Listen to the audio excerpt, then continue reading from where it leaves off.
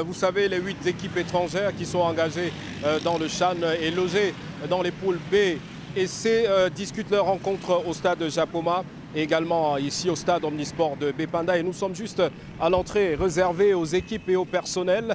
Et la route depuis un bon bout de temps est bloquée.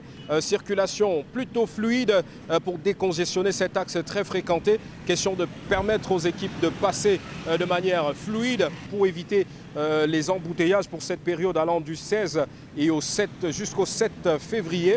Et on a noté que pour que les équipes se rendent au stade avant le match, il faut 1h30 selon ce qui est prévu.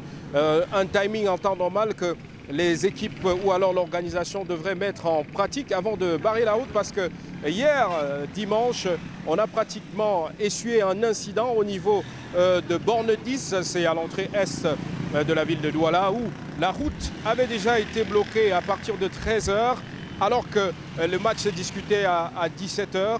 Ce qui n'a pas du tout été de bon goût pour les usagers de la route. Et à un certain moment donné, les motocyclistes ont dû sortir des rangs pour envahir la route, pour chercher leur passage. Et c'est à peu près ce qu'on a aussi vécu aujourd'hui quand il était pratiquement 14h, alors que la première équipe ou les deux premières équipes avaient match à 17h. La route était d'ores et déjà barrée aux environs de 14h. Bon, la première équipe a fini son match depuis un bout et vous voyez bien que la route est déblayé, décongestionné pour que les équipes différentes puissent donc circuler librement. On a donc l'équipe du Maroc juste derrière nous qui quitte à l'instant même le stade.